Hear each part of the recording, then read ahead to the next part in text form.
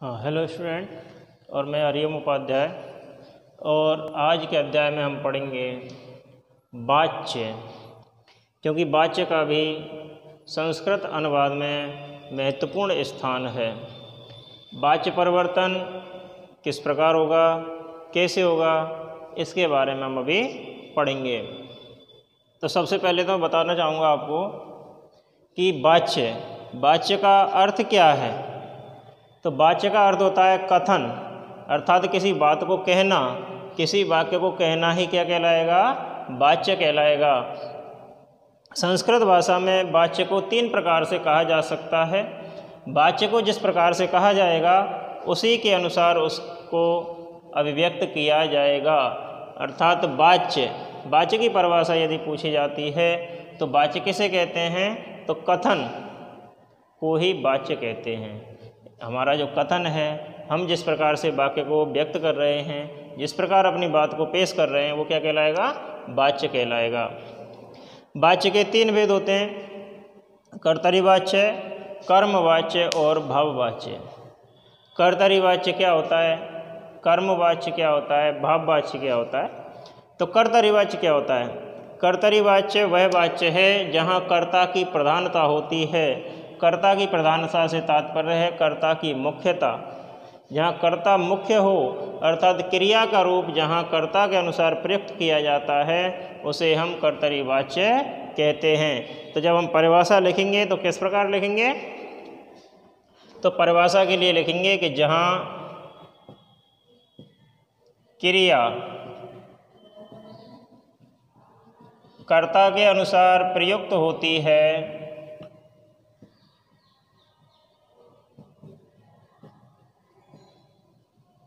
ऐसे वाक्य को कर्तरीवाच्य कहते हैं। जैसे मैं कहूँ कि अहम पुस्तकम पठामि, अहम पुस्तकम पठामि, मैं पुस्तक पढ़ता हूँ। तो क्रिया किसके अनुसार है, अहम के अनुसार है, क्योंकि अहम क्या है, उत्तम पुरुष का एक वचन है, क्रिया भी उत्तम पुरुष का एक वचन है। जब वाक्य में क्रिया कर्ता के अनुसार प्रयुक्त होती है तब उसे कर्तरीवाच्य कहा जाता है। कर्तरीवाच्य में कर्ता हमेशा प्रथमा विभक्ति का होता है, कर्म द्वितीया विभक्ति में होता है और क्रिया कर्ता के अनुसार प्रयुक्त होती है। ये कर्तरीवाच्य है। समझ में आया होगा कि संस्कृत भाषा में वाच्य से तात्पर्य है कथन।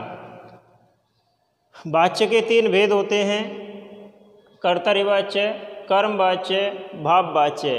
कर्तरीवाच्य जहाँ क्रिया कर्ता के अनुसार प्रयुक्त होती है, अथवा ऐसे कहा जा सकता है कि जहाँ कर्ता की प्रधानता होती है, वहाँ उसे हम कर्तरीवाच्य कहते हैं। कर्तरीवाच्य में 3 बातें ध्यान रखनी है हमें।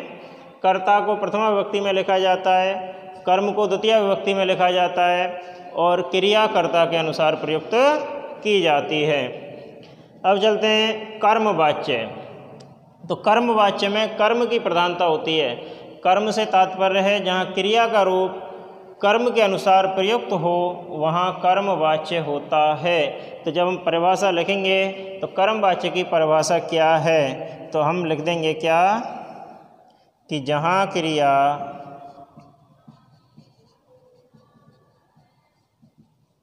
कर्म के अनुसार प्रयुक्त होती है, जहाँ क्रिया कर्म के अनुसार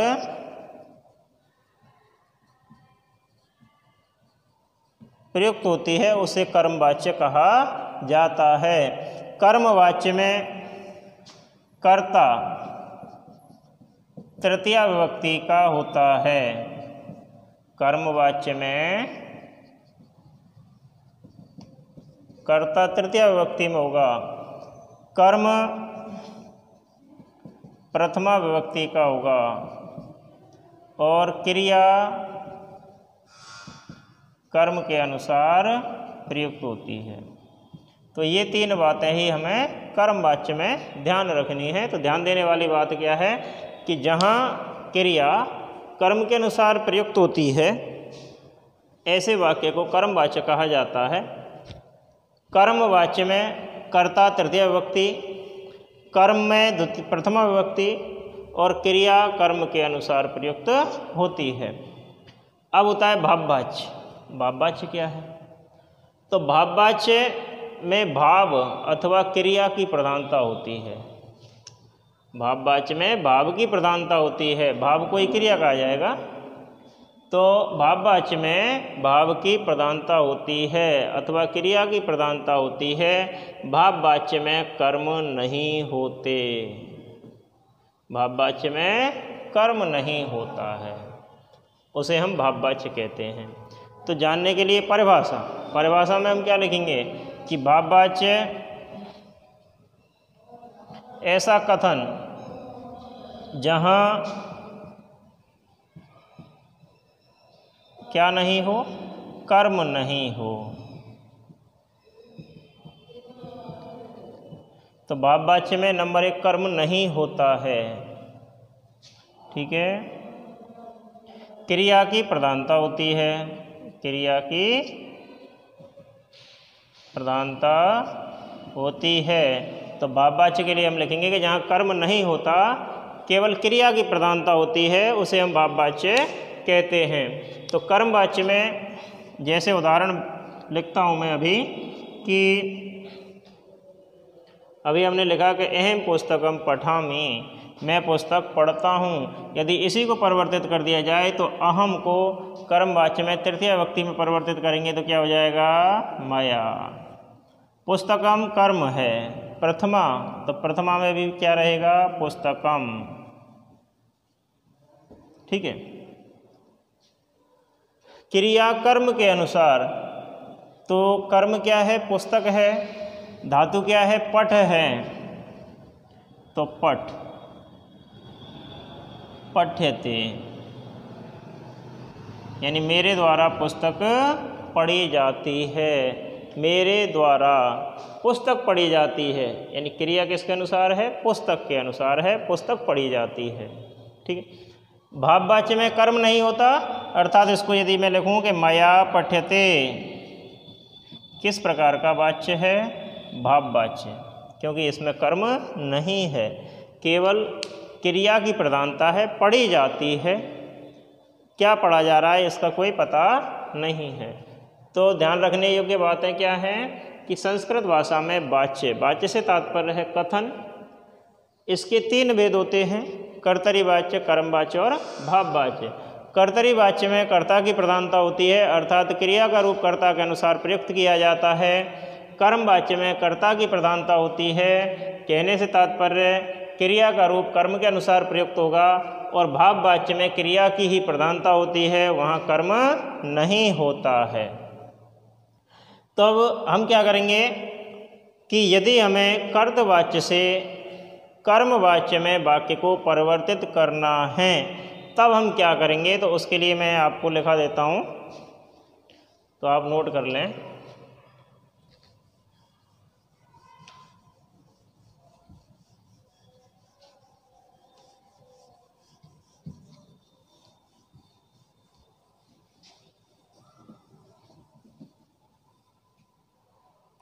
सुनिए भाई, हमें हेडिंग डालना है क्या कि कर्तरी वाच्य से कर्मवाच्य में परिवर्तित होने के नियम, ठीक है।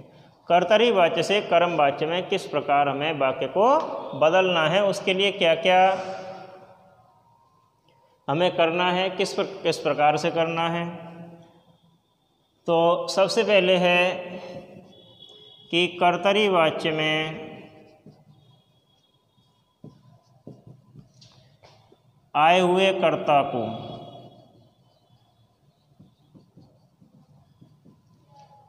वचनानुसार, कर्तरी वाच्य में आए हुए कर्ता को वचनानुसार किस में परिवर्तित करेंगे भाई? अभी बताया मैंने, तृतीया विभक्ति में बदलते हैं। तृतीया विभक्ति में परिवर्तित करते हैं। तो सबसे पहली बात क्या है कि कर्तरी-वाच्य में आए हुए कर्ता को वचनानुसार तृतीया विभक्ति में परिवर्तित करते हैं। जैसे मान लो कर्ता स है, स है, तो इसको तृतीया विभक्ति में बदलेंगे तो क्या हो जाएगा? तेन। मान लो कर्ता त्वम है, तो इसका तृतीया विभक्ति क्या हो जाएगा? त्वया। कर्ता अहम है, तो तृतीया विभक्ति में कैसे होगा इसको? मया। मान लो कर्ता राम है, तो तृतीया विभक्ति क्या होगी? रामेण। वचन के अनुसार। किसके अनुसार? वचन के अनुसार। अगर मान लो द्विवचन आया, रामे के स्थान पर रामो आया, तब इसको क्या होगा? रामाभ्याम। अगर मान लो रामः आ गया, तब इसको क्या होगा? रामयी। तो कहने का तात्पर्य यह है कि कर्तवाच्य में अर्थात कर्तरी वाच्य में आए हुए कर्ता को वचन के अनुसार, यानी प्रथम एक वचन है तो एक वचन, दो वचन है तो द्विवचन और बहुवचन है तो बहुवचन, वचनानुसार तृतीया विभक्ति में परिवर्तित करते हैं। ठीक है। दूसरा है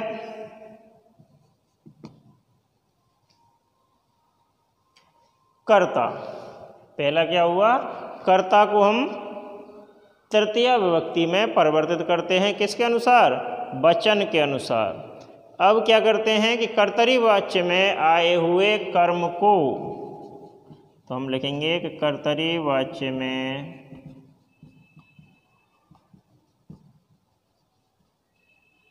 आए हुए कर्म को वचनानुसार, इसको भी वचन के अनुसार, वचनानुसार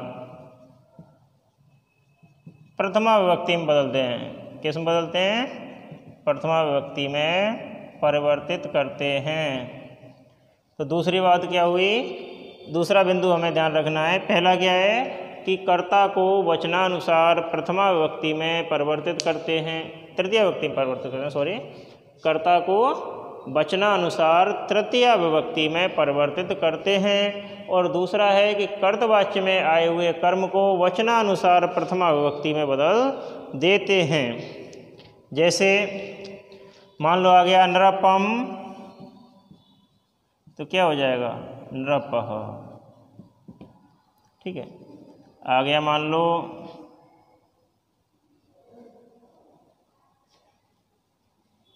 माम,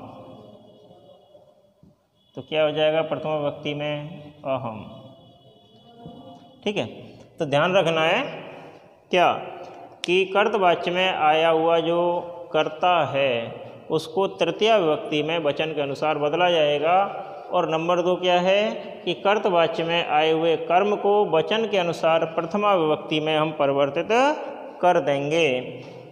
और तीसरा है कि कर्तरी वाच्य में जो मूल धातु दी हुई है, कर्तरी वाच्य में जो मूल धातु दी हुई है, उस मूल धातु में या जोड़कर सेव धातु की तरह रूप चलाते हैं। सेव धातु का रूप ये लिखा हुआ है। सेव धातु आत्मनेपदी धातु है।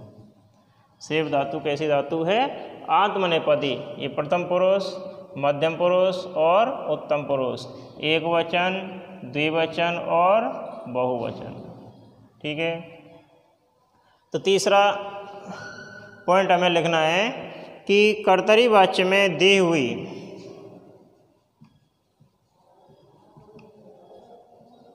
कर्तरी वाच्य में आई हुई मूल धातु में क्या जोड़कर? या जोड़कर, या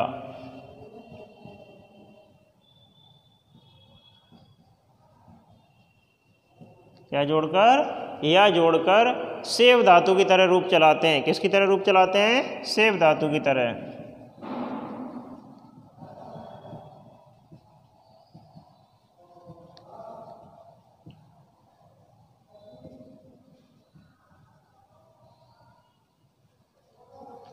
तो तीसरा महत्वपूर्ण बिंदु है कि कर्तरी वाच्य में आई हुई मूल धातु में या जोड़कर सेव धातु की तरह उसके रूप चलाए जाते हैं, रूप प्रयुक्त किए जाते हैं। जैसे मान लो आ गया पठती, तो पठती में मूल धातु क्या है? पठ। या जोड़कर एक वचन है, कर्म यदि एक वचन है तो एक वचन लगाएंगे, द्विवचन है तो द्विवचन लगाएंगे, और बहुवचन है तो बहुवचन लगाएंगे, क्योंकि कर्म वाच्य में कर्म की ही प्रधानता होती है। कर्म जिस वचन का है, क्रिया भी उसी वचन की लगाएंगे, उसी पुरुष की लगाएंगे। ठीक है, तो पठती, पठ मूल धातु, या जोड़ेंगे, एक वचन है प्रथम पुरुष का, तो एक वचन प्रथम पुरुष का क्या है? सेवते, तो ते लगाना है हमें केवल पठ्यते। अगर मान लो पठती की जगह होता क्या? पठतः। पठती की जगह यदि होता पठतः, तो क्या लगाएंगे? मूल धातु क्या है? पठ। या का जोड़ेंगे, यानी या का आगम हो जाएगा, और तह क्या है? द्विवचन है, तो द्विवचन में क्या है? एते, पठ्येते। ठीक है।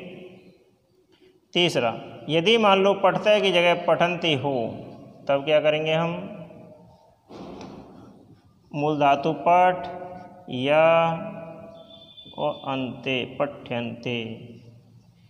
तो ध्यान रखना है क्या कि जब हम कर्तवाच्य से कर्मवाच्य में परिवर्तित करेंगे, यानी कर्तवाच्य बनाना आसान है। अब तक हमने कर्तवाच्य को अधिक बनाया, तो कर्तवाच्य में क्या होता है? कर्तवाच्य में कर्ता की प्रधानता होती है, अर्थात क्रिया का रूप कर्ता के अनुसार प्रयुक्त होता है।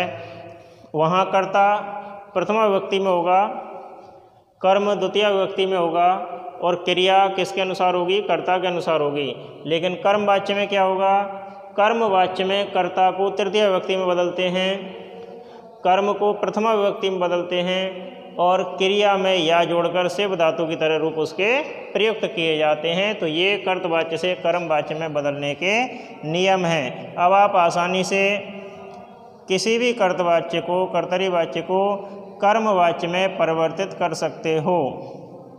ठीक है। आगे है भाववाच्य।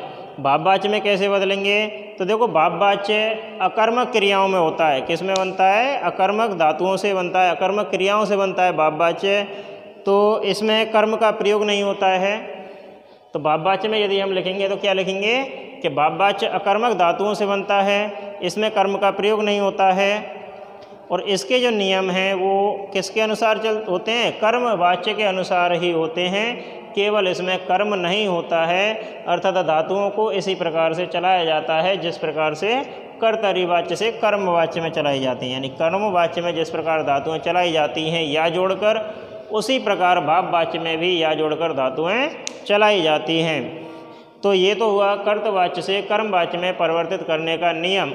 ये सेव धातु के रूप हैं, इनकी तरह हम क्या करेंगे? कर्मवाच्य में धातु को प्रयुक्त करेंगे। अब इसके कुछ उदाहरण मैं आपको बताता हूँ, फिर आपको अभ्यास करने के लिए कुछ उदाहरण दिए जाएंगे जिन्हें आप करोगे। तो सुनिए।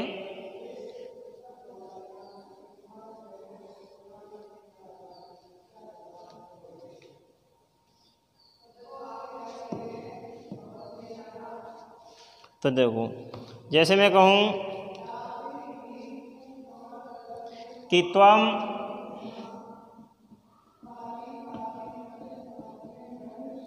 ग्रामम गच्छसि, त्वम ग्रामम गच्छसि, तुम गांव जा रहे हो। ठीक है। तो ये कर्तवाच्य है। कैसा वाच्य है? कर्तरी वाच्य है। कर्तरी वाच्य क्यों है? क्योंकि इसमें धातु का रूप कर्ता के अनुसार प्रयुक्त हुआ है। कर्ता क्या है? मध्यम पुरुष का एक वचन है। तो धातु भी किसकी है? मध्यम पुरुष एक वचन की है। ठीक है।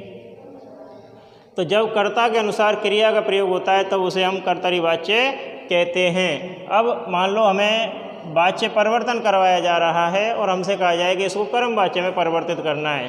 तो हमें 3 बातें ध्यान रखनी है, 3 महत्वपूर्ण बिंदु हैं ध्यान रखने हैं कि कर्ता को तृतीया विभक्ति में करना है, ठीक है, कर्म प्रथमा विभक्ति में और धातु कर्म के अनुसार। किसके अनुसार?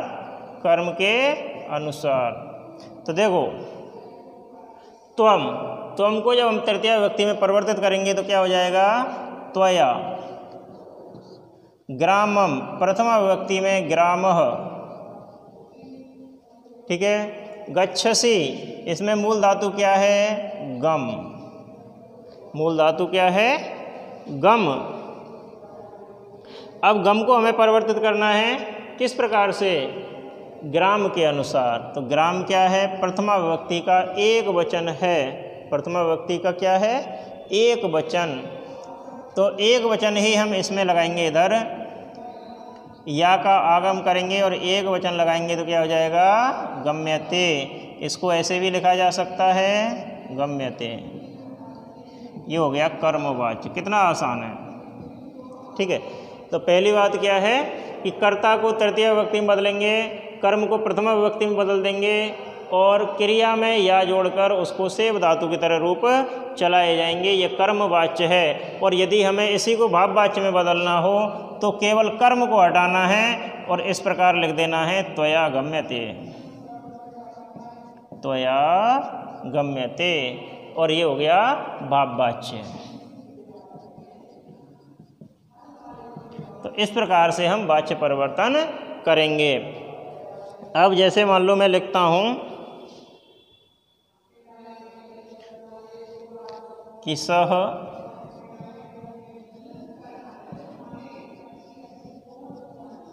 ईश्वरम जपति, वह ईश्वर का जाप करता है या ईश्वर को जपता है। इसे हमें कर्मवाच्य में बदलना है। तब हम क्या करेंगे? स को तृतीया विभक्ति में तेन, ईश्वर को प्रथमा विभक्ति में ईश्वरः, मूल धातु क्या है? जप, या जोड़ेंगे जप्य हो जाएगा और प्रथम पुरुष एक वचन लगाएंगे तो जप्यते। क्योंकि ये एक वचन है तो यहाँ भी एक वचन लगेगा। हम गलती क्या करते हैं? गलती केवल यही करते हैं कि जब कर्मवाच्य बनाते हैं तब भी इस क्रिया को कर्ता के अनुसार लगा देते हैं, जो कि गलत है। जब कर्मवाच्य में हम परिवर्तन करेंगे तब क्रिया का रूप कर्म के अनुसार लगाया जाएगा, प्रयुक्त किया जाएगा। और यदि इसी को हमें भाववाच्य में परिवर्तन करना है तो इसको क्या लिख देंगे हम? तेन जप्यते। आया समझ में? तो ध्यान रखने वाली बात है कि वाच्य किसको कहते हैं? कथन को, यानी कहना ही, कहने का जो तरीका है, कहने का जो प्रकार है उसको हम क्या कहेंगे? वाच्य कहेंगे। संस्कृत भाषा में वाच्य के 3 प्रकार होते हैं, कर्तरी वाच्य, कर्मवाच्य और भाववाच्य। कर्तरी वाच्य में क्रिया कर्ता के अनुसार लगती है, कर्मवाच्य में क्रिया कर्म के अनुसार प्रयुक्त होती है और भाववाच्य में कर्म नहीं होता है, केवल क्रिया की ही प्रधानता होती है। तो इस प्रकार से ये वाच्य परिवर्तन हुआ। अब मैं आपको कुछ वाक्य दे देता हूँ जिन्हें आपको हिंदी से संस्कृत में परिवर्तित करना है, ठीक है। जैसे कल आपको लिखाया था क्या कि कारक और उनके चिन्ह, तो कारक चिन्हों को किस प्रकार से प्रयोग करना है उसके अनुसार वाक्य किस प्रकार से बनाने हैं ये आप बनाओगे, ठीक है। जैसे लिखो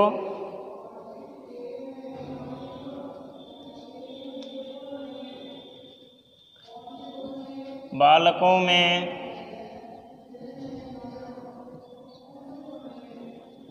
राम श्रेष्ठ था,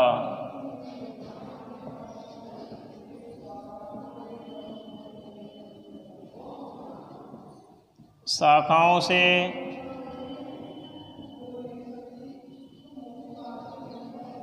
शाखाओं पर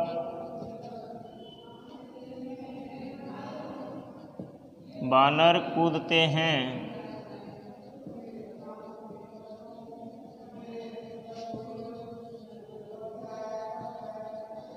वह दिल्ली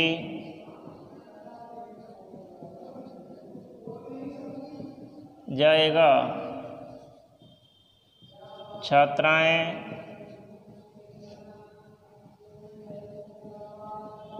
कक्षा में पढ़ रही हैं।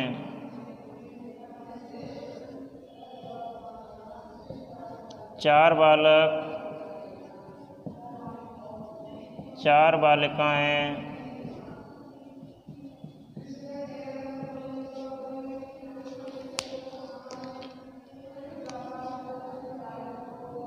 चार फल लाएंगे। वहाँ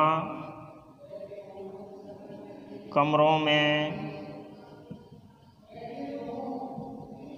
छात्र ही नहीं हैं।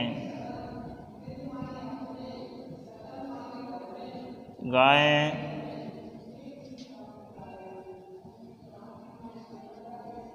जंगल में दौड़ रही थी।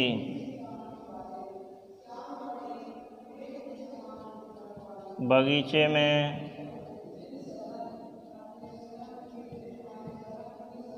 मोर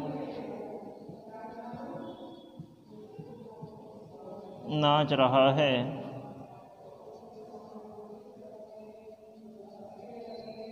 हम सब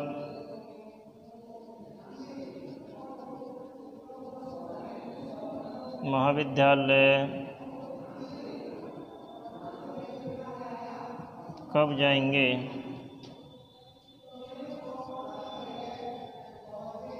वस्त्र लाओ। ठीक है, ये 10 वाक्य हैं जिन्हें आपको हिंदी से संस्कृत में परिवर्तित करना है। हिंदी से संस्कृत।